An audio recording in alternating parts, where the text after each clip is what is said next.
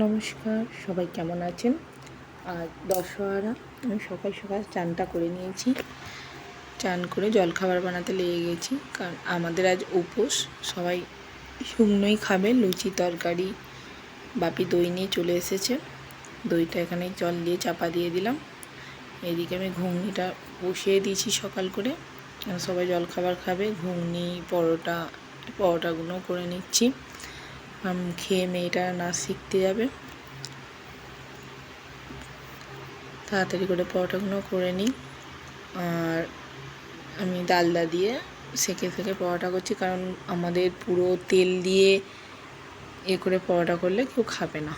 আমাদের এরকম সেঁকে ডালদা দিয়ে পরোটা করতে হবে, একটা একটা করে। এতে অনেকটা দেরি হয়, কিন্তু খেতে খুব ভালো লাগে। তাই পরোটাগুলো করে নিচ্ছি।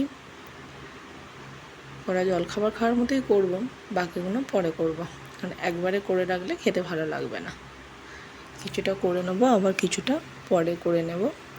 দশহরার দিন কি বলুন তো, শুকনো তো চিড়ে দইটাই খেতে যা ভালো লাগে, আর পরোটা ভালো লাগে না। এবার বাপি পুজো হবে, তাই জোগাড়গুলো করে দিচ্ছি। জোগাড়গুলো করে এনে বাপির কাছে দিয়ে দিলাম, বাপি পুজোটা করে দেবে। আমাদের ছাদে যেহেতু মা মনসা আছে, ছাদেই পুজো হবে। বাপি পুজোটা করে নিচ্ছে। Bye bye.